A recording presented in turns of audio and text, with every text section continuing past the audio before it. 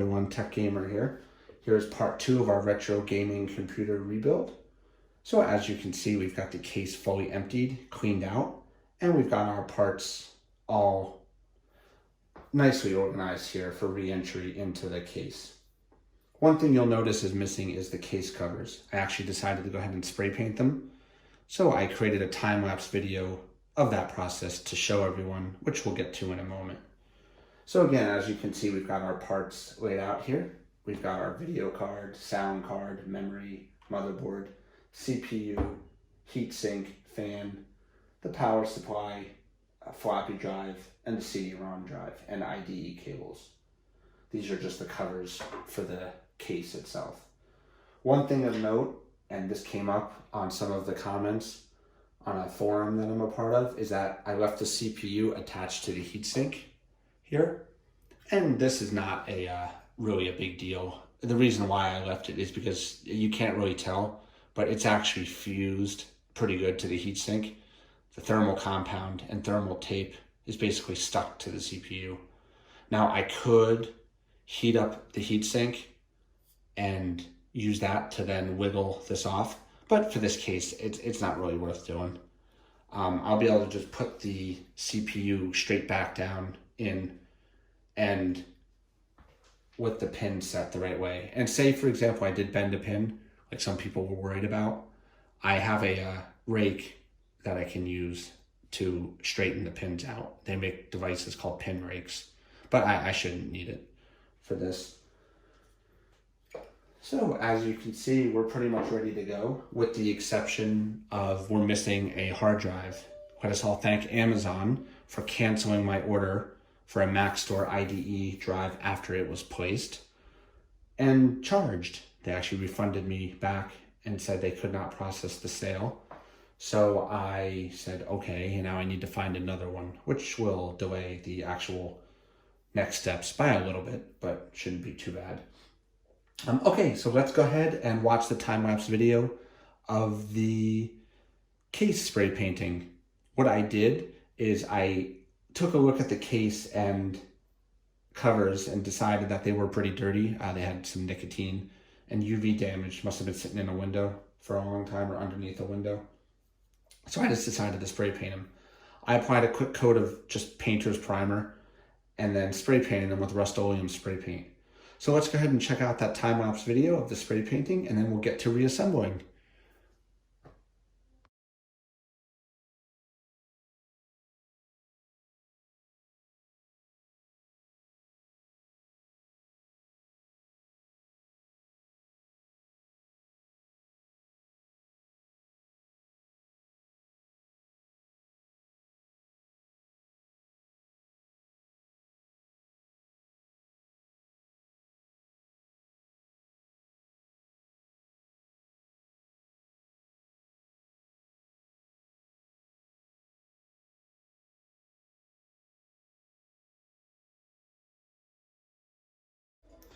Okay, everybody, so we completed our spray painting of the case covers, and we are now ready to reassemble this computer.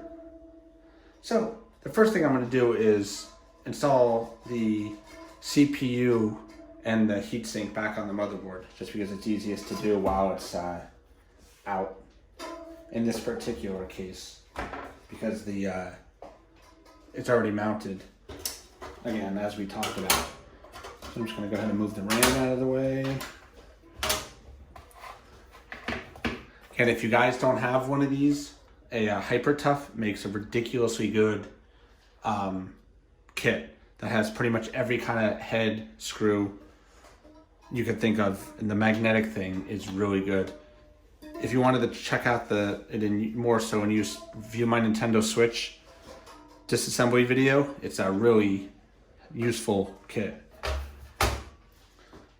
So for the first step here, we're gonna go ahead and just push this out of the way. Put the CPU back on the motherboard.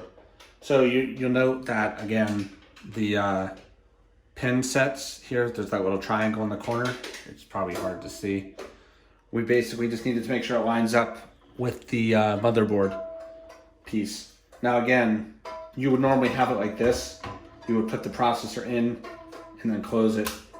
I'm not going to do that in this case because I've already got the CPU stuck to the heatsink, and we're not going to disassemble that whole thing. So it's pretty easy to do. You just have to basically get it set in there, and in this case, just lined up with the pins, which I can see that it is. Okay, so the pins are in. Then we just gotta hook these little connectors back on, which is not, again, that difficult to do. They only really go one way. You put the clip on here. It sits like this.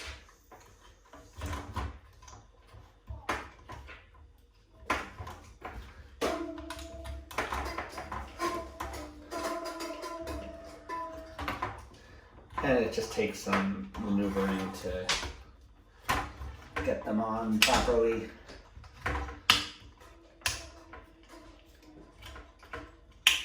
So there's one, as you can see. And then we need to go ahead and do the other side.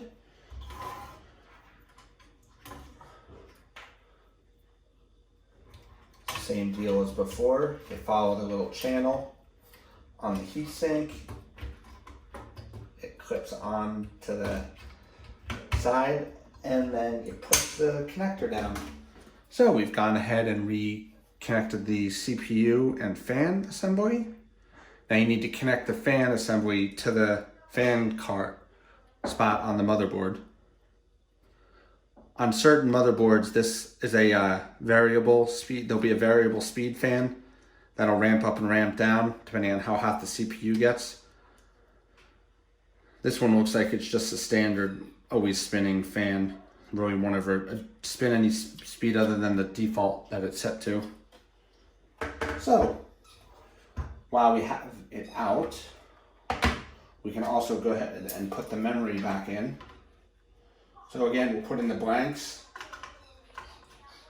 The blanks don't really do anything, but we'll go ahead and put them in anyway. So that's, you obviously want to always make sure that they click in. And then same for this guy, they're in. Now we'll put the real ones in. So I'm gonna evaluate the performance of the computer once I get XP installed and I get a hard drive. I may end up getting more RAM just to see how that goes.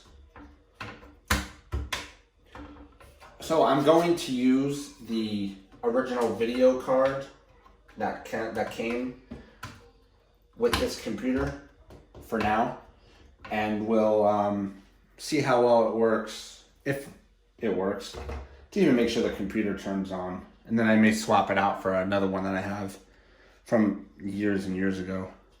So we're gonna go ahead and put this aside for now. And let's go ahead and get the case laid down. First thing I'll do is put the motherboard back in.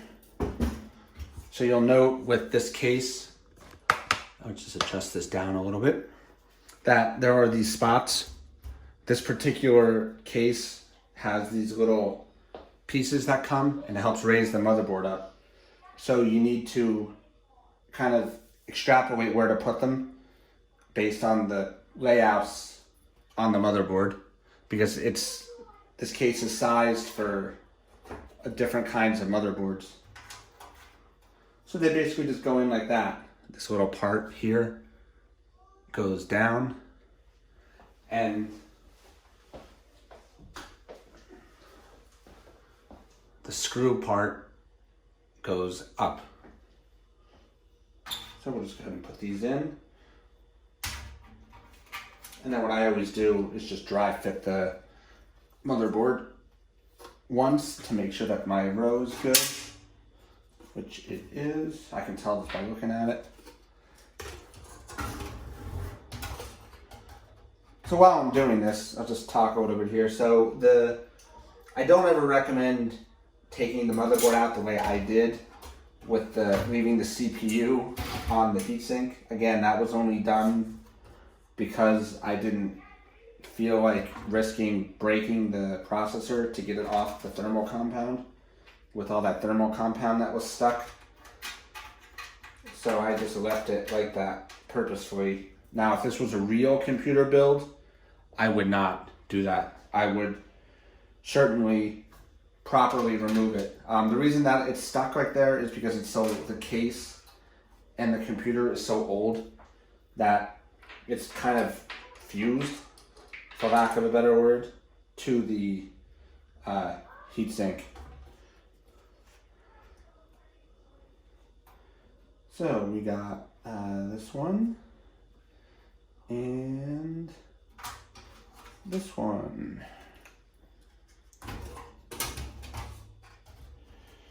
So again, you want to always just kind of do like a dry fit here and kind of make sure everything lines up, which it looks like it does.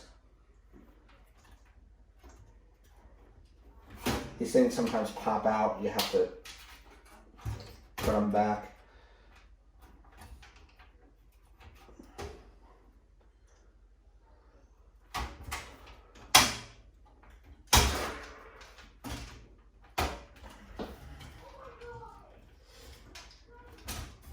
There's a good spot.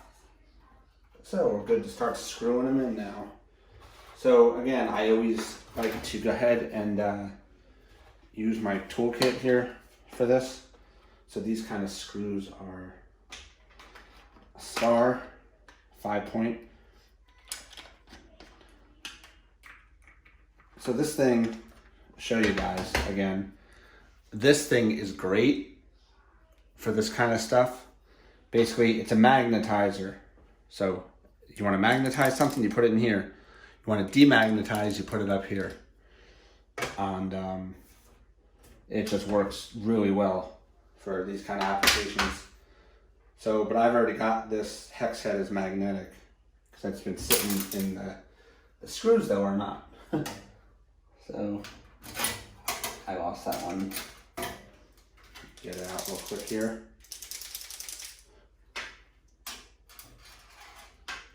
As you can see, I magnetized the head there, and go ahead and magnetize the screw too. Just makes installing it that much easier. So again, I don't have to go crazy with how many screws I put in this motherboard case. Obviously I want the optimal layout like it has, but if you miss one for this kind of build, it's okay because this computer's so old. Now again, if this was a brand new machine that I'm building for someone, I will make sure that it's perfect.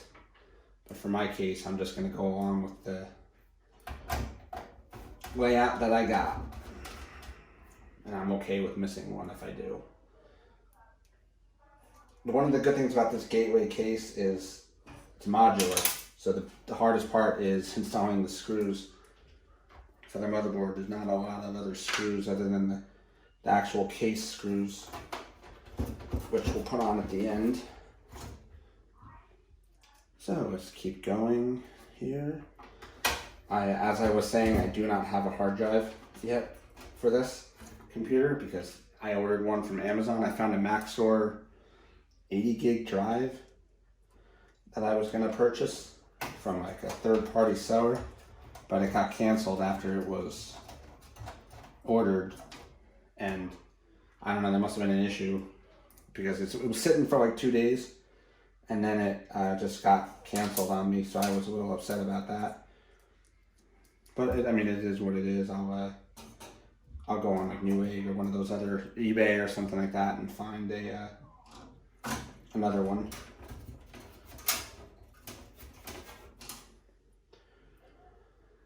And we'll get a hard drive for this thing. Like I said, I'll be able to power it on without a hard drive in it. I'll be able to get to the BIOS and see that it posts. Again, I think this computer should work. It looks to be in pretty decent shape. I don't really have any concerns about its ability to power on. And I'm just gonna leave that one off. All right, so that, I mean, that's good for the motherboard. It's on. So typical rule of thumb, obviously this is an older computer, which has got an AGP slot. So we're gonna go ahead and put the video card in. Now I do, like I said, I do have a older video card, a PCIe card. I think it's a 1X card I can use for this case, which would be better than this one, but for now we'll just use this one. Next up is the sound card from Creative. I think this was a Creative, correct.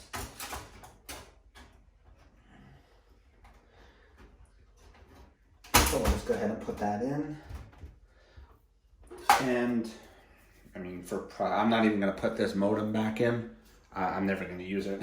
I'm not even connecting this computer to the internet, for that matter, my internet, because of it's Windows XP, and it's pretty much guaranteed to be hacked within, like, I don't even know what it is anymore. It's probably quick. Everybody knows Windows XP is long dead. You cannot get updates for it anymore, or anything like that. So we're going to go ahead and put the power supply back in.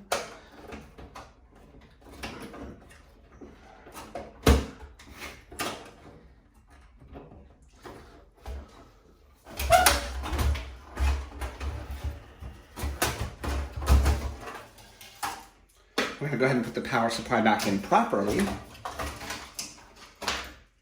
so that it actually fits and it doesn't.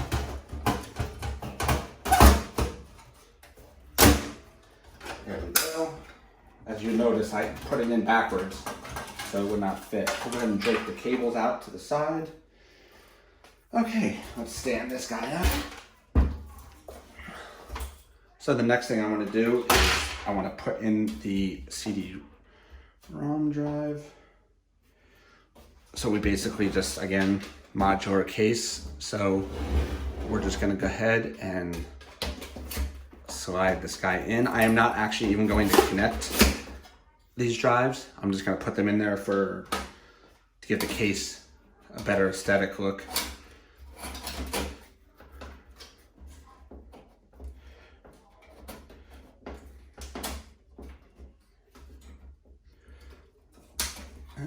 I'll adjust that final placement once I get the case cover on here. I think it goes something like that. All right, so here we've got our unit. Let's adjust this up a little bit here. So we can start connecting some of these power supply cables in now. So first thing I'll do is actually connect the motherboard. That takes care of that. This is what brings power to the motherboard and all the components that are on it. If you have a higher end video card, you know that you'll have a rail dedicated to the GPU where you'll actually plug it into it. This doesn't have that. This GPU doesn't even have a fan on it. So you normally would connect the other rails with the Molex connectors to your CD-ROM drive, your floppy drive. We're not going to do any of that. I'm going to go ahead here and reconnect the connectors for the front panel. This looks like it's the probably the USB and the firewire. And then where are we going with this one? That's right, this is the speaker. So this goes to the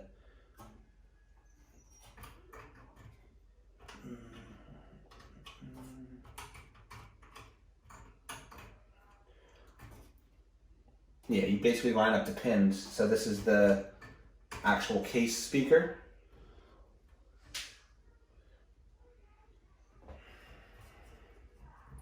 Which is reconnected. If you ever take apart a computer and you don't think you're gonna remember where stuff goes, always just take a picture of it first. So this is for the power button here, which is what sends the signal to the computer that it's time to turn on. you'll know when you build your own computers, if you ever hook up the front stuff, you sometimes have to do it manually. Like they don't have a harness. If you ever put them backwards, sometimes the plus not the minus, they don't work. So in this case though, we're going this way. So that's connected. Basically everything's reconnected at this point. I'm just gonna go ahead and put these in. I can't connect the IDE cable yet because I don't have anything to connect it to because I'm missing the hard drive, but I'll go ahead and at least put it in here. We'll use IDE 1, which is the top, which is the white one. And then this end, the master, will connect to our hard drive once I get it, which will go right here. So for now, we're just going to leave that in. Okay, I mean, those are the components that are going to be inside of this computer. So now we can go ahead and get the covers back on. So I am by no means a master spray painter. I think I did a pretty fine job though of spray painting the case. Sometimes I get runs, sometimes I miss a spot, but I think overall it came out pretty good. One thing I liked about the gateway cases is the whole entire cover come off, so you don't have to deal with, like if you want to spray paint it, you don't have to deal with having to close the inside up or anything like that.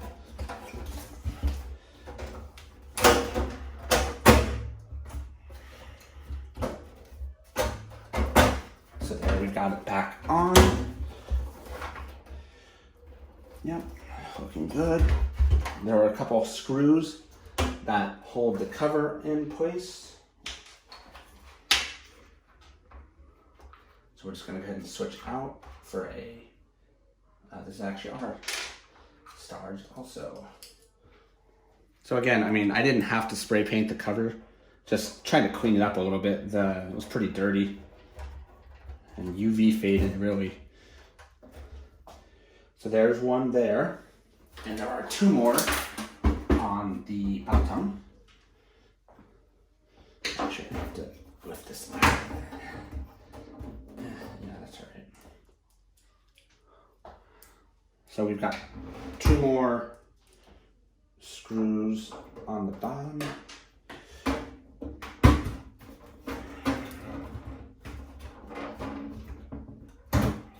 Yeah, it's all right. So I should have, actually no, that's right, this one does go this way. I thought the case actually covered these little holes here, but they don't. They go behind on this one. So we're gonna go ahead and screw this in. All right, so we've got our side on. So we can go ahead and put the top in. We'll go ahead and put the front cover back together. So as you can see, here's my front cover. Need to go ahead and put this little gateway guy back in.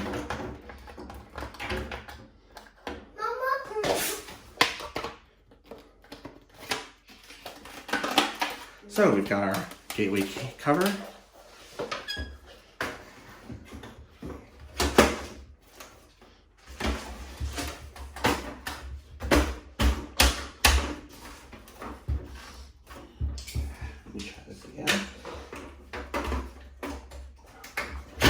Try to line these guys up perfectly here. And this time let's go ahead and there we go. Okay. This guy goes like, we have this.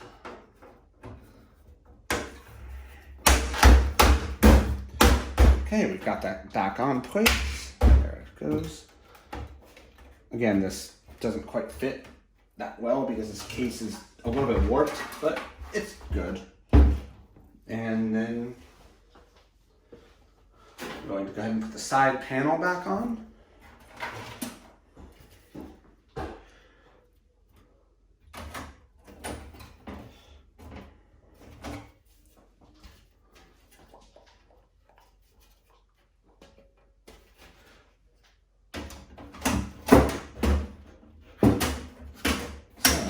see, we've just got to kind of weasel it in here.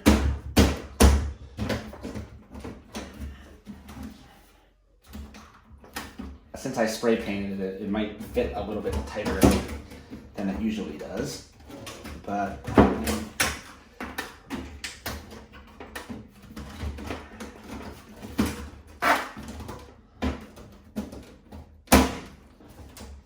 let's go ahead and lay it down. I see I actually missed a row when I spray painted. I'll go back and fix that.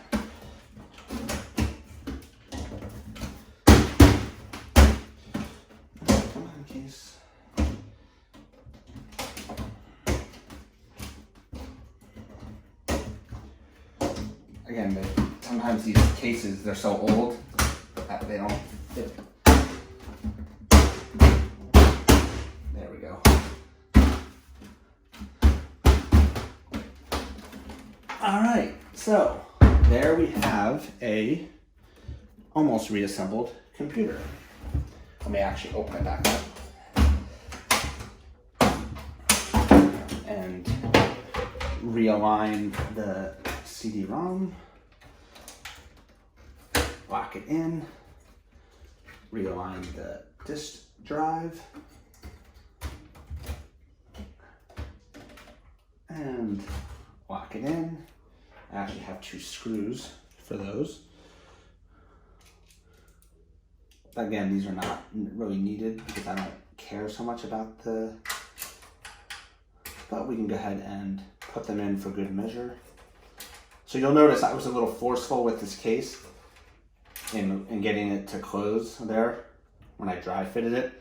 But again, I'm not really worried about that because this is a older computer. So I am not.